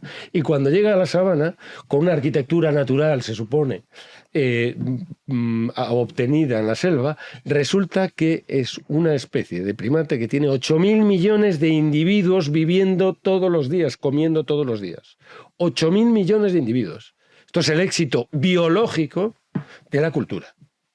Esto es el éxito biológico de la cultura. Se dice, no, es incompatible la naturaleza con la cultura, pero ¿qué incompatible va a ser? Si la funcionalidad de todo lo que es la arquitectura cultural para este individuo, para esta especie biológica, y sin embargo los otros primates están prácticamente todos en peligro de extinción. Yo lo que venía a decir, tiene que ver con lo que comentaba ahora Pedro. Solo podemos encomiar una práctica, una costumbre, un principio, en función de su conformidad a la naturaleza humana. Podemos decir que la presunción de inocencia es buena porque se adecua a la naturaleza humana. Si la violentase, no podríamos encomiarla. Podemos decir que la presunción de inocencia es racional y razonable porque se adecua a la naturaleza humana. La cuestión es qué es la naturaleza humana. Bueno, eso ya da para varios programas. A las exigencias de la naturaleza humana. Y yo he saltado de ese modo porque tendemos a identificar el instinto con la naturaleza y creo que no es así. Que el buen salvaje de Rousseau, el de Hobbes, o sea, y el estado de naturaleza de Hobbes, no son estados de naturaleza, sino estados selváticos. El hombre más natural es el hombre civilizado. Es el hombre moldeado por la cultura. No el hombre ferino, que vive aislado en la selva.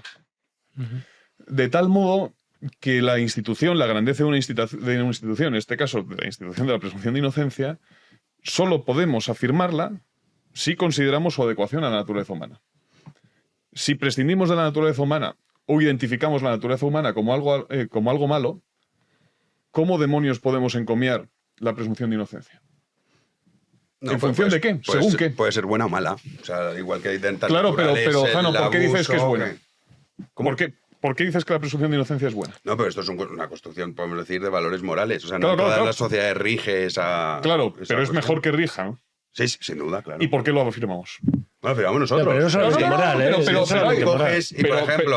Efectivamente, lo afirmamos O sea, nosotros. igual que también dices, hombre, no, forzar al matrimonio a una niña de 8 años está mal. Claro. Sí, nosotros lo vemos mal. Nosotros lo vemos mal y está mal. Sí, nuestra estoy de acuerdo con tu afirmación tesis. tiene una pretensión de verdad. Sí, pero que esto en ciertas zonas de la India pues, no lo van a no reconocer. está mal. Pero ¿por qué creemos que en ciertas zonas de la India están equivocados y nosotros en lo cierto? Y que nosotros decimos verdad. No, pero al final es un poco que tú has moldeado, para entendernos, las sociedades tú las moldeas a través de las leyes, o pues que esto es indiscutible, entonces, los valores morales. Entonces, nosotros, supongamos que en España no existiese una ley que penase las violaciones, por poner un ejemplo. ¿Aumentaría el número de violaciones en España? La respuesta es sí. Por supuesto que sí. Por claro. supuesto, digo. ¿Y por qué decimos que y eso no es extrapolable a todos los delitos, ¿eh? No, totalmente. Pero ¿por qué decimos que esa ley es necesaria? Porque hemos descubierto algo en la naturaleza del hombre. Yo pienso Porque que hemos es descubierto necesaria. en el orden del ser. Es que la ley, más que una construcción, debe ser un descubrimiento. Un descubrimiento del orden de la realidad. Del orden de la realidad y las exigencias de la naturaleza humana. Yo creo que no, ¿eh? Pero Bueno, si decimos que una ley es buena o mala, lo tenemos que decir en función de algo. Claro, sí, porque genera un bien. Según algo. Eso, pero ahí es la idea Que yo sí como que ofrezco un de parámetro, ley natural. De ley natural. Tú digamos, llegas a la idea de ley natural. La idea de ley positiva es arbitrar cualquier cosa. Y cualquier cosa se puede arbitrar. Y una cosa es la moral y otra cosa es la política y el derecho. Son ámbitos diferentes. No tienen por qué engranar. Un apunte rapidísimo. No tienen por qué engranar. Otra cosa es la ley natural, que en buena medida es una contradicción. La ley nunca es natural. El naturalismo yo creo que es una falsedad. Es que yo no defiendo el naturalismo, ¿eh? Siempre. Ya, por O sea, eso. la ley nunca va a ser natural Lo que pasa por es que- lo que he dicho antes, que es que en el hombre la naturaleza no aparece pura. A ver, la ley natural aparece cuando el Imperio Romano. No, el Imperio Romano. Sí, esto en la taberna. En la Es que taberna. no nos va a dar tiempo, sino a tocar otros temas. Déjame hacer un apunte, lo siento. Pero no, sí, de 10 rapidísimo. segundos. Vale, me Porque sobran. el pobre Juanín está ahí esperando impacientemente. Claro. Yo he ofrecido 2 parámetros para argumentar por qué la presunción de inocencia es buena, que es suponiendo que quiero proteger al individuo y la sociedad. Claro. Considerando la naturaleza humana. No, es que es la manera de frenar la de maledicencia. Es que no hay otra, además. Quiero decir que si no sería un caos absoluto y total. Hablando de caos, Venga. que hay muchos abiertos. El Consejo General del Poder Judicial, respecto, que está todo ligado. Claro, o sea, nosotros hemos puesto en plan filosóficos, pero la presunción de inocencia, ¿por qué es importante? Por todo esto, 42 minutos de cuestiones filosóficas. Pero el Consejo General del Poder Judicial, en realidad, está pues también protegiendo a los jueces que han sido atacados. En el caso de Dani Alves, han emitido un comunicado. Juanín. Sobre este asunto se han manifestado desde el Consejo General del Poder Judicial, que ha emitido un comunicado sobre esa sentencia de Dani Alves. Asegura que la protección de las víctimas no implica renunciar a la presunción de inocencia, que es un derecho fundamental. El máximo órgano de gobierno de jueces y magistrados ha salido en defensa de esa independencia judicial, también para exigir respeto a la decisión adoptada por el Tribunal Superior de Justicia de Cataluña en el caso del exfutbolista. Bueno, pues esto es, porque claro, están los ataques a los jueces ahora. Que esto es otra de las derivadas, otras de tantas. No, claro, cuando se tiene la fe, como operan el caso de Irene Montero y tal, la fe en que la mujer nunca miente, que es una divisa, bueno, pues ya está. Pues entonces a partir de ahí, pues ya está. No, o sea, no es indiscutible, es un muro. Y entonces, pues, claro, es una posición, es un posicionamiento político completamente artificial, que después no son capaces de sostener en otros ámbitos, claro. Resulta que sabe perfectamente qué es lo que pasó con Dani Alves y esta mujer, más allá de los testimonios que ellos han dado, porque ella debió de tener el ojo de Sauron, está allí presente y tal, ¿no? Y sin embargo no vio a Monedero y a su colega en su partido, y a Errejón en su partido, que de momento tampoco hay culpabilidad sobre estos dos. No. Tampoco hay ninguna sentencia de culpabilidad. No sabemos, pero entonces, Errejón apunta que es inocente a todas luces. Sí, bueno, pero ahí Yolanda Díaz dijo que era culpable ya también, ¿no? En un momento dado dijo que, bueno, y varios periodistas dijeron, bueno, todos sabíamos lo que estaba ocurriendo, todos sabíamos, insinuando, como cuando no diciendo directamente, que había delito en lo que está en el tipo de acciones o de actividades o de conductas o comportamientos que estaban desarrollando estos dos en el partido, ¿no? Entonces, que yo no tengo ni idea, ¿eh? Yo precisamente lo que me parece completamente fuera de toda opinión es hablar sin saber. Es que es un mínimo de restricción, un mínimo de platonismo en la actitud, digamos. Es decir, o de pitagorismo, si se quiere, ¿no? Decía Pitágoras, si lo que vas a decir no es mejor que el silencio, cállate. Cierra la puta boca. Se lo decía así en griego. Sí, te lo decía así, no es verdad. Estoy expressis verbis. Entonces, pues eso, pero aquí nadie cierra la boca. O sea, todos se llenan la boca con cosas que no saben ni pueden saber, que esto es lo peor.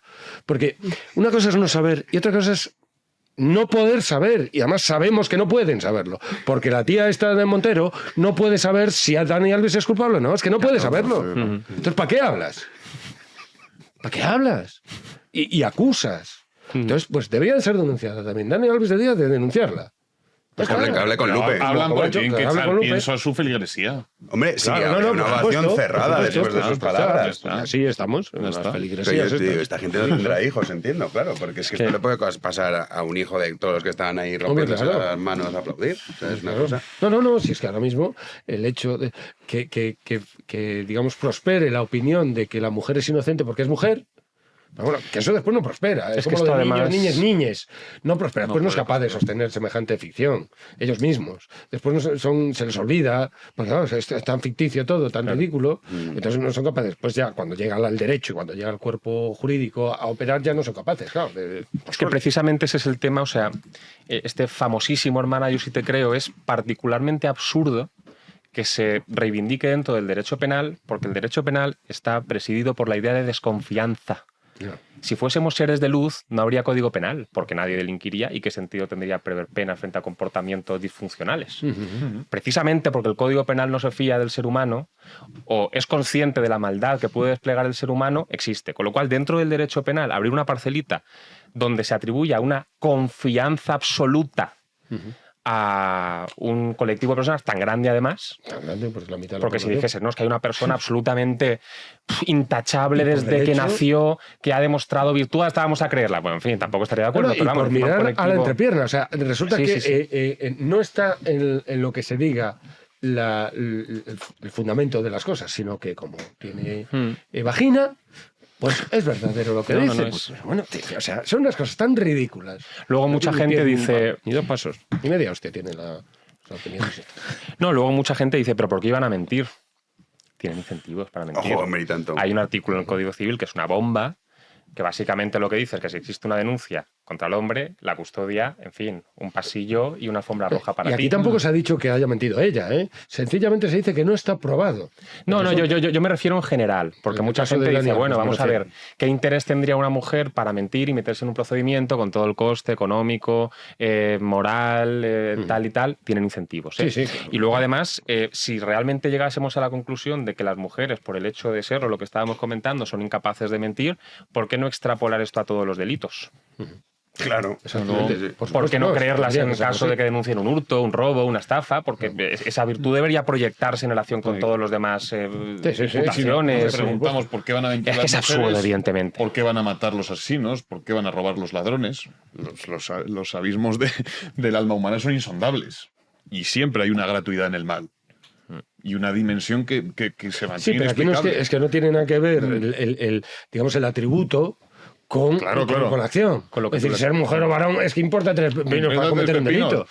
No importa absolutamente nada. Entonces, el hecho de disociar el delito de la mujer porque es mujer es una cosa tan absurda, tan ridícula, tan falta de que solo la ideología ciega, Eso solo es. la ceguera ideológica puede llegar a que esto prospere y que la gente Además, pues diga, Pedro, es que esa ingenuidad, pues bueno. rusoniana, optimista, solo puede sustentarse en un jovesianismo descarnado y cruel con respecto al hombre. Sí, sí, claro. Como No, el no. mal es innegable Ujú. y ubicuo en buena medida, hemos de atribuírselo a alguien, y puesto que no se lo atribuimos a la mitad de la humanidad, hemos de atribuírselo a los hombres. El Sí, sí. responsable del mal en el mundo, del mal que no podemos soslayar porque está ahí, es evidente, es el hombre. Entonces, ese rusionanismo A la contra. sí. entrañable, ingenuo, solo puede sustentarse en un jovesianismo cruel, Ujú. que es el de el hombre está abocado a hacer el mal. Sí, sí, bueno, porque El hombre está abocado a hacer el mal. forma parte de esta, digamos, ideología woke, que se debe llamar, ¿no? Del despertar y tal, de pues el solidarizarse, ¿no? Ya observando la parusía progresista, ¿no? Están en el cielo ya progresista, ya están tocando lo que es el paraíso progre, ¿no? Del fin de la historia y todo esto, ellos ya están en la sociedad plena, en la democracia plena, en todo pleno, ellos ya lo tienen, ya están a la vista. Entonces, vuelven la mirada para las rémoras, que está aún, ¿por qué la sociedad no llega hasta ahí? Pues porque hay una serie de rémoras. ¿Por qué no hemos llegado ya? Ellos ya lo conocen, por eso es el despertar, ¿no? Ellos ya saben cuál es la sociedad justa, cuál es de cada uno, de cada cual qué exigir, a cada cual qué dar. Esto lo saben, ya lo saben, no se sabe por qué mecanismos, pero ya lo saben. Ellos ya lo saben. Entonces tienen que anunciarlo. Entonces, ¿y cuáles son los frenos, las rémoras, los lastres? Pues el varón, porque es machista frente a la mujer. El español, porque es españolista frente a los folclores de las regiones alegres y tal de España y tal, los pueblos libres y tal. El capitalista, avaro, comerciante y empresario, frente al obrero. Entonces, saben quién es la víctima y saben cuáles son los mecanismos de opresión, y ellos conocen también los modos de desconectar, de neutralizar esas conspiraciones generalizadas que existen en el mundo y que ellos están dispuestos a destaparlas, a abrir el pastel, es decir, aquí está, estos son los culpables, estos. Hay que luchar contra ellos, y entonces ya llegará a la sociedad la parusía progresista. Y esta es la... Otra de los culpables, sin duda, son los bulos. Sí, La sí, máquina claro. del fango. Para eso utilizan un presupuesto, nada, una pequeña cosa, de 1.500 millones de euros que tiene Radio Televisión Espantosa, que dijo en su momento la... ¿Cómo se llamaba esta? Que era la presidenta esta. Rosa María Mateos. Esto, Rosa María Mateos. Claro, Y, los bulos no, son... pero es que Juanito el Valer. Ah, O sea, sí. era para darle paso a Juanito. Para que bebieras agua, tranquilamente respiraras, te tranquilizaras un poco. Todo ese esfuerzo Claro, es que te vacías en cada... Sí, no, y eso como torero, cuidado, ¿eh? No, por eso. Le sacaría mucho jugo a todos en los las toros. faenas, vamos, Sí. a ver. a toros Lo complicados. malo es que veo además. poco, pero bueno, veo mal. Bueno, eso puede ser también. Bueno, hay una prótesis. No ver la muy bien qué cultura, estás la haciendo. cultura ¿no? me- sí, son las prótesis de la... Oye, hay toreros que van con lentillas, ¿eh? Sí, por eso. No, Sí, claro. esto es así. Juanín. Continúan los cambios en Radio y Televisión Española tras hacerse oficial la llegada del equipo de Sálvame a las tardes de la 1 con el nuevo magazine La Familia de la Tele y la de Jesús Cintora a las tardes de la 2 con el también nuevo formato Malas Lenguas. Ahora La Pública ha puesto el ojo en la franja matinal y prepara ya una reestructuración que va a empezar con la incorporación de Javier Ruiz, actualmente en la cadena SER, y Andreu Buenafuente, que va a ser la primera vez que aparezca en la televisión pública. Y también otra noticia que podemos comentar es la del ministro Ángel Víctor Torres. ¿Qué ha pasado? Bueno, que ha aceptado la dimisión de su jefe de gabinete, de Antonio Olivera. Este hombre fue director del Servicio Canario de Salud durante el periodo de compras de emergencia decretado en el estado de alarma por el coronavirus. Empresas, entre otras, la de Soluciones de Gestión, de Víctor de Aldama. Ostras. Y ha argumentado razones personales. Claro, también, ¿qué va a decir? Es que, ¿sabes lo que está? Vamos a contar un cotilleo. Vamos a bajar el nivel periodístico. Dicen que está a punto de salir un bombazo. Bueno, bombazo. Que ha puesto los bombazos y luego son un petardito. No. Es de un informe de la UCO. ¿Puede ir por esa línea? Claro, los primeros que se enteran son los del gobierno. Quizá por eso, no lo sé. Decían que iba a salir esta semana, pero ahora dicen que a lo mejor se esperan... Ha sobrevivido tantos bombazos. Sí. ¿no? Ya, por eso te digo, cuando he dicho bombazo, luego... No, claro, es que el fango, porque ya todo al esto- final... Pero bueno, sí. Claro, el fango, los bulos, todo esto es el intento de la derechona, de la reacción, de tal, de resistir a la parusía progresista.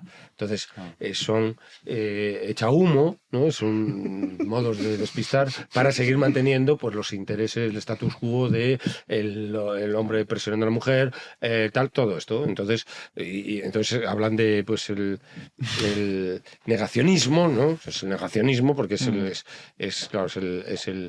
el que niega la ciencia, todos los avances y tal, ¿no? Entonces, el terraplanismo, o sea, cosas completamente absurdas, ridículas, acusando a los terraplanistas. Y dice, pero tío, ¿de qué me estás hablando? Son Sí, cosas esto ocurre. absurdas, sí. Entonces, no, terraplanista. Bueno, pero si no estamos hablando de la... Es muy fácil combatir contra un muñeco de paja. Exactamente. Muy fácil. Y Sí, propinarle mandobles. Exacto. Sí, el negacionismo Eso es, también, eso claro, es. esta cuestión. Pero claro, que le den a... ¿Cómo se llama? A Cintora es, ¿no? El que le han dado. Cintora, el sí. programa para desmentir los bulos a Cintora. Claro. Pero Javier Ruiz, cuando decían corrupción, oye, yo siempre, de verdad, esta pregunta, digo, que alguien me diga que es peor, que roben 3 millones, 5 millones de euros o que tenga Radio Televisión Española para hacer propaganda gubernamental 1.500 millones de claro, euros. ¿por qué? Dices, pero tío, o sea, me estás diciendo que, ay, es que se han gastado a cobrar una comisión. Digo, pero si es que esto es una broma, la corrupción real es Radio Televisión Española. Es que desengañémonos. Hanoi se llama bulo a aquello que cuestiona la ideología dominante. Sí, sí, no, Sí, El eso, criterio eso, no es la verdad, no es, No, no, es no, el claro. ser de las cosas, es la ideología dominante. Con lo cual, cualquiera que impugne uno de sus dogmas, uno de sus principios, está propagando bulos. Sí, Ya sí. está. Es que es eso. bulos Es es que tampoco merece la pena discutirlo más porque es tan evidente como eso. Es el mecanismo defensivo de la reacción Eso es. para seguir en la reacción. Eso es. Ya está. Alvarito, para concluir. Bueno, esta tónica es absolutamente general. Yo ya no sé cuántas veces lo hemos comentado. Si tú no puedes controlar lo que pasa, lo que intentas hacer es controlar cómo se cuenta lo que pasa. Porque al final, no me voy a poner en plan rollo Foucault, pero la verdad es Te lo que... agradecemos. La verdad es que el relato que termina calando en la sociedad, aunque no sea cierto, funcionalmente opera como si así lo fuera, porque es lo que condiciona las decisiones de las personas. Es decir, al final, el hecho de que una persona condicionada por todas las mentiras que se le han contado decida votar a una opción en vez de otra, lo que demuestra es, lamentablemente, que la verdad en sí no es lo que determina lo que sucede en la práctica, sino el relato que se ha terminado imponiendo, que yo me pregunto si a estas alturas sería necesario persistir con esta dinámica. Es decir, quien ya está convencido de que hagan lo que hagan va a seguir apoyándoles, ya está lo suficientemente anestesiado como para que venga lo que venga no vaya a cambiar de criterio. Evidentemente, pues cuanto más azúcar, más dulce. Es decir, si puedo persistir en la dinámica, mejor, pero de verdad pienso que si tú desenchufases, sobre todo porque retrospectivamente es muy difícil admitir que uno es idiota. Entonces, caerse del burro en un determinado momento implica tirar por la borda mi criterio, mi inteligencia y tal, y eso es muy costoso de hacer. Y en fin, en esas estamos. Lo que viene a ser el fanatismo. En fin, lo contaremos y daremos gracias un día más a nuestros queridos socios. Que tenemos solo dos, Juanín. estamos de capa caída, ¿eh? De informarte que Es esto lo que va hay. de mal en peor. 2 son 20.000 si son los mejores. Bueno, sí y no, porque en este caso, por supuesto, cada socio es valioso, pero es que es una cuestión de cuantía, se lo puedes medir. ¿Sabes? O sea, para que pueda seguir Big One. Necesitamos cantidad, ¿no? Sí. No, bien. O sea, claro, tú dices, oye, pero bueno, tenemos tantos, pero Bien. es como si tuviésemos 20.000. Sí y no. No, si cada uno diera 20.000 euros. Cada uno. O sea, sí, pero no. Hombre, claro, la cosa. Ahí el individuo háganse sería más importante. Ahí, por en favor, este por caso. favor, por favor. No, háganse socios, por su bien. Por su bien. Por su bien, ya está. Bien. Pedro, Yo es venga, una buena tú, campaña. A Arenas. ver, 2 socios que pongan 20.000 euros. No, no, eso tampoco. Esto para decir, No, hombre, no. No está pidiendo benefactores. Más que Claro, socios. eso no es socios, es otro nivel. No sé si es legal eso, además, ¿no? Porque ahora. Pues seguramente Hacienda te multará por algo. Claro. Pero bueno, lo de Depende hacerse de socio dónde sí, los ¿eh? inviertas. Si los inviertes en televisión española, seguro que sí. Seguro que en el está sueldo de Cintora. Bueno, A es ver, en aquí realidad, te sí. aseguras en Big One que precisamente los discursos están secuestrados por todos es esos cierto. intereses creados Claro. políticos, a nivel político, porque aquí no hay ningún partido político que imponga el discurso. Eso tiene un valor extraordinario hoy en día en España, ¿eh? Y por eso nos odian. Pero tiene un valor extraordinario porque no existe la amalgama entre el periodismo y la política, que por otro lado casi siempre fue tradicional así, pero actualmente es terrible, sobre todo los niveles de maniqueísmo en el que estamos, Sí, lo de el trincheramiento ideológico.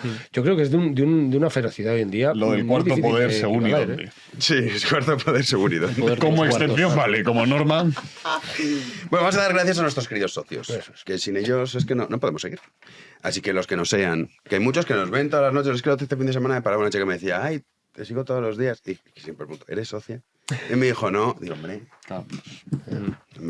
entonces, por favor, hay que dar un poco de pena. Hay que hurgarse el La idea. bolsillo. Sí, ¿verdad? Merece la pena, es por España. Adrián, bueno, por la verdad y la libertad, por estas 3 cuestiones, que es por lo que estamos aquí. De Getxo, Adrián y Javier, de la capital del reino, de Madrid. Y ahí concluye esta breve lista. Mucha gente. Así que, en fin, les animamos a suscribirse al Club de Socios de Big One. Por favor. Sus nombres están inscritos en el cielo. Efectivamente. Aparte del papel andrajoso ese que bajan, también Sí. están inscritos en el cielo. Sí, pues mi letra... Mi pobre madre salía llorando de las tutorías con los profesores. Decía, su hijo no va a escribir bien en la vida. Bueno, y pero tenían yo creo razón. que fue los profesores. ¿Cuánta razón Yo creo que tenía? fue Tenían razón los sino por profesores. más Sí. cosas, ¿no? Bueno, alguna cosa más, pero el tema es verdad que escribo muy mal. Sí. ¿Tú entiendes esto? Bueno, yo es que tengo. Sí, lo entiendo. Bueno, porque tú Yo eres entiendo, profesor, pero- entonces, pero- claro, tú tienes muchas letras. Sí, eso también. Yo reconozco que a mí me avergüenza tener letra de monja. pero Pero buena es letra. cierto. Letra de Esta monja. letra denota muy poca testosterona. Sí, es verdad que es muy femenina. Sí, A ver. Sí. Sí, ciertamente. Muy pulcra, Sí, es intachable. sí. Es una letra Mira. intachable y por Sí, tanto mira, femenina. es lo que escribía Mira qué letra. mi hermana, escribía así, claro. Sí, sí. Es una letra, a mí me avergüenza un poco porque Sí, Da gusto debería. cuando es un llega un poco- examen. Se Es una entiende. letra como contraria a la divagación. Por eso Álvaro expresándose es tan ordenado. Claro. Joder, qué gusto. A ver la tuya. No, la mía es terrorífica. No, la tuya no es terrorífica. Bueno, además me he bueno, un acostumbrado poco, a escribir con mayúsculas, porque si no, no leo, no me entero muy bien de lo que he escrito. Pedro es que no necesita apuntes. Yo, que es lo peor, yo no tengo letra. Porque Pedro se deja poseer por el logos. Sí, Claro. exactamente. Sí, el que tiene la razón no necesita apuntar nada. Yo sigo el camino de la verdad, como diría Claro. Parménides. Pero el que habla con convicción no lo apunta. Cuando ves a estos políticos, No, y bueno, digo yo debería con toda la apuntar, convicción porque- del mundo, Sí, pero bueno, dale sí. un papel, cabrón, ¿qué convicción estás diciendo? O sea, ¿qué convicción? Yo haré Eso. No. Yo creo que eso no es verdadero. Eso como anécdota, perdón. Estaba un señor dando un discurso y dijo, nunca olvidaré el día en el que nos conocimos. Y empezó... Claro. Es con convicción aseguro. Pero si estás leyendo lo que te han escrito. No, me hombre, con- pero eso no. Pero puede haberlo escrito con mucha convicción. Y en aras de la. Si tú estás convencido de algo, En aras de necesitas la un belleza papel. leerlo. Yo creo que sí. Y que A mí me ordena un Lo que pasa poco, es ¿eh? que la ahora exposición. mismo, como escribimos Puede así, reforzar la idea. escribimos Y así. el convencimiento. No. Yo, de hecho, muchas veces escribiendo cambio de opinión. Claro, lógicamente. Cuando plasmo algo por escrito, digo, esto no me termina de cuadrar. No, efectivamente. Uno La escribe. escritura es el criterio. Es fundamental. es Sí, el requiere un fundamental. ejercicio doble. Sí, porque ahí Esto es requiere la cierto. meditación y tal. Pero es que ahora escribimos así.